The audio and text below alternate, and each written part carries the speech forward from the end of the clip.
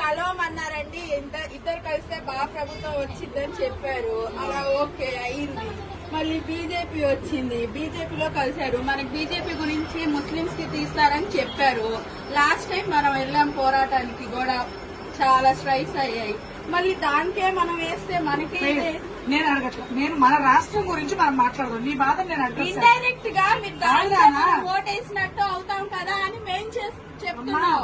అమ్మ, ఆంధ్ర రాష్ట్రంలోకి ఎప్పుడైనా నేషనల్ పార్టీని అడుగు పెట్టనిచ్చామా మన చరిత్రలో? ఎందుకు పెట్టే అడుగు పెట్టనిచ్చామా?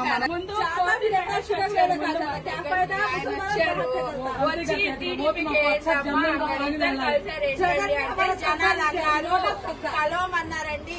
ఇద్దరు కలిస్తే బాగా ప్రభుత్వం వచ్చిందని చెప్పారు. అలా ఓకే అయింది. మళ్ళీ బీజేపీ వచ్చింది, బీజేపీలో కలిశారు. మనకి బీజేపీ గురించి ముస్లింస్ కి తీస్తారని చెప్పారు. లాస్ట్ టైం మనం వెళ్ళాం పోరాటానికి కూడా, చాలా స్ట్రైక్స్ అయ్యాయి.